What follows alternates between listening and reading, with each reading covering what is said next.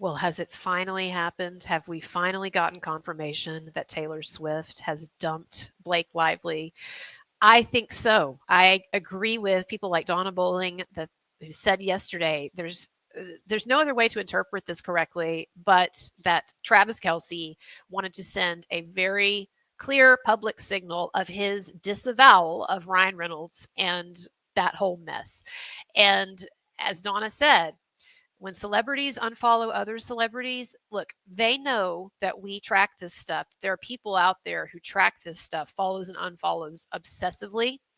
And so they know when they unfollow someone that that is basically a kind of a symbolic language all its own saying, I disavow this person. I disconnect from this person. Or at the very least, I do not approve of what this person is currently doing. And it doesn't take a brain surgeon to figure this out. I just know that this is how celebrities think when they follow and unfollow people. It is a kind of a sign language all its own in a way, or it has a kind of a symbolism all its own. If you can read it, right? Read the celebrity hieroglyphics, in this case, the act of unfollowing someone connected with Blake Lively. And so, again, I think it is pretty clear that Taylor Swift and Travis Kelce, they want to be the hell away from this whole mess. And why wouldn't they? Look, I will compare it to this, y'all. I compare this whole Blake Lively, Ryan Reynolds created fiasco as I'm going to refer to it from here on out as quicksand, because it is quicksand. Anyone who gets within the vicinity of those two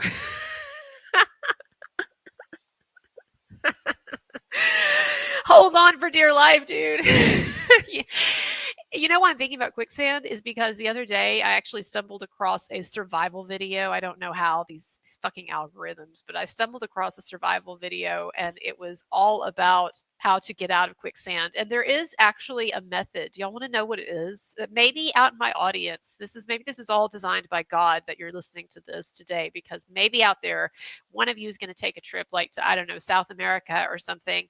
Or do they have quicksand here in the US? Well, whatever. You're going to take a trip somewhere, or you're going to go out in your backyard and you're going to fall into a quicksand pit and you would die, except you're going to remember, oh, who was that random annoying YouTuber? She was talking about how to get out of quicksand. Oh, what did she say? So I'm going to tell you, I'm going to save your fucking life right now. Apparently, what you do when you're in the quicksand is you have one leg, hopefully that's a little in front of the other. So you're going to lean on that one leg, and then on the leg that you're not leaning on, you're going to do this kind of like shake maneuver. It's almost like a twerk. You're going to do this like kind of twerk. I guess I should demonstrate, but hold on just a moment, please. So with this leg, you're going to do like this sort of twerking motion. And apparently, if you keep doing that sort of contained semi-twerking motion, then it loosens up the quicksand around you and gives you leverage then to slowly move that leg out. And then once you got that leg kind of moved, then you're going to put that leg, then you're going to try to get that leg into a kneeling position, okay, sort of on top of some new quicksand that I guess you haven't fallen into, and you're gonna get that leg there, and then you're gonna do the twerking motion with the other leg, a little bit twerking, and then you're gonna get that leg up, and you just keep repeating that process until you basically twerked your way out of the quicksand pit. You may think that I'm making that up. That is absolutely what I saw these survival experts demonstrating the other day. So anyway, I digress. So a lot of people have gotten trapped in the Blake Lively, Ryan Reynolds quicksand. They just have. And there are more that are going to get trapped. All right. There's more to come. I guarantee you, because this thing is going to go on for what, a year until it goes to trial, a little less than a year. And again, I still believe there are going to be some delays, but let's say it's going to happen on schedule. What's that, March of next year? We have almost a year until then, in which all kinds of new stuff is going to come out or be said, and people are going to be watching, the public and the media are going to be watching Blake Lively and Ryan Reynolds like hawks, and everyone that they associate with is in danger of falling into this quicksand. No, please come out. So everybody, we have a treat. This is the second time that my mom, here we go. So what I was saying about the quicksand pit is, yes, I feel like everyone must want to stay away. Everyone in Hollywood has got to want to stay the hell away from Blake Lively and Ryan Reynolds right now. And I'll be impressed if any of their, whoo, that is some thunder. I'll be impressed if any of their friends actually do stand up for them. Yeah, there's a part of me that would be impressed, even though I would, denounce them online and say, "Are you crazy?" But I really do. I really would be impressed if anyone stands up for them. But I think everyone is trying to get the hell away from that quicksand situation. Run for your life! Run for your life!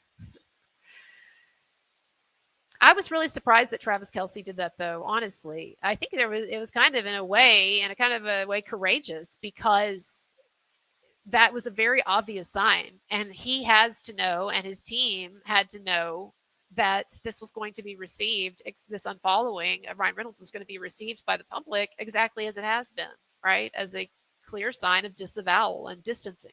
Now, I wanted to say also about that Time 100 ceremony and the speech that Blake Lively gave.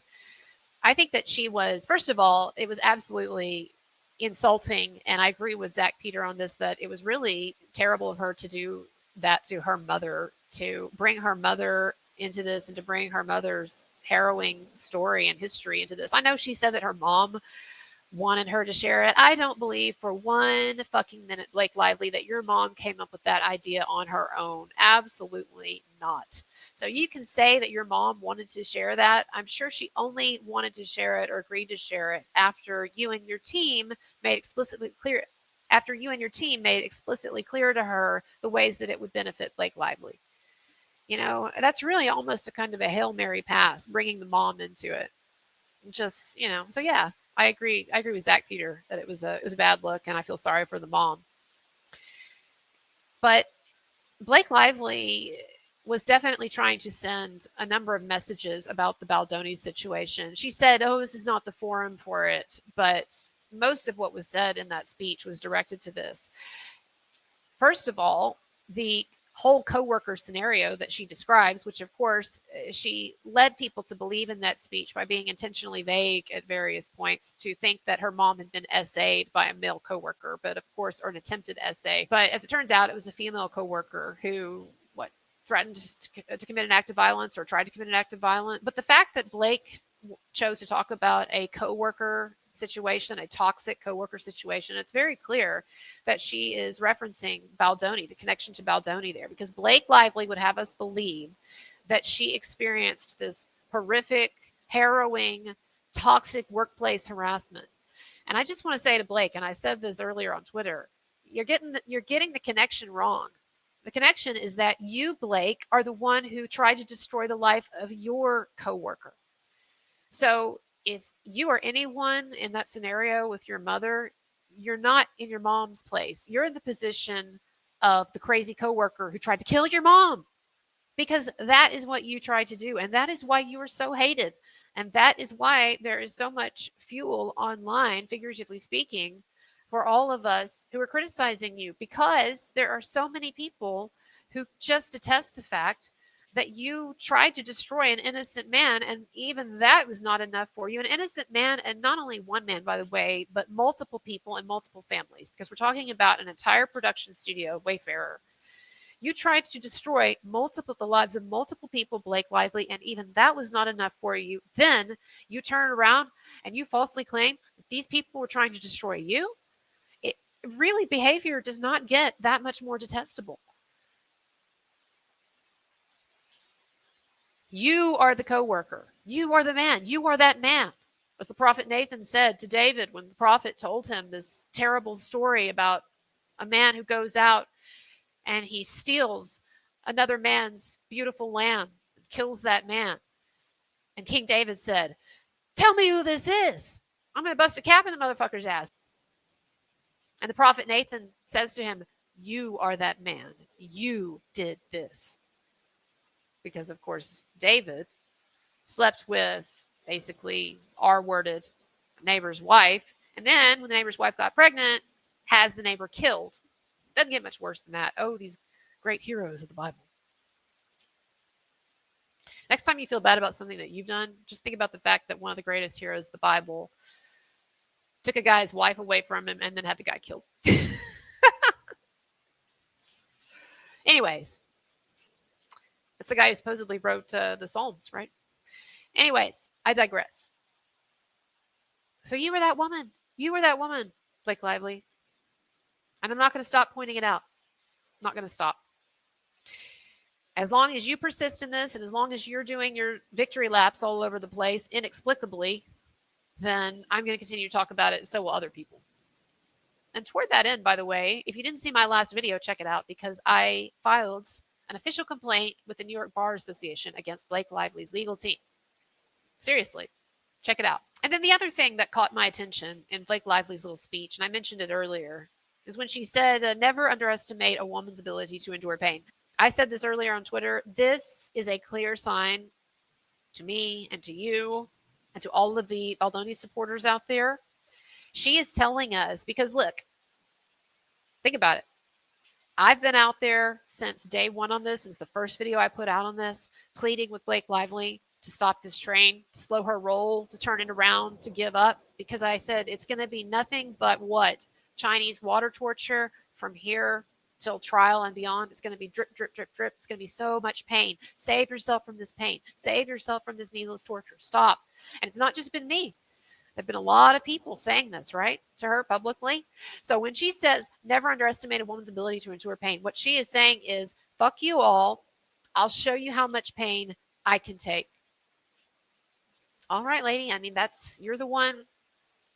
You're the one. Thou hast said it, as Jesus said in the Bible. And none of us are out here trying to cause anyone pain. That's really not what this is about.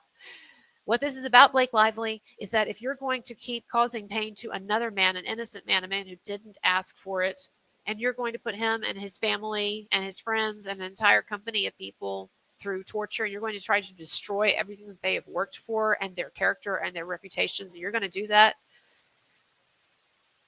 you must be faced. So I don't know about you all, but I'm going to continue to stand up to Blake Lively publicly.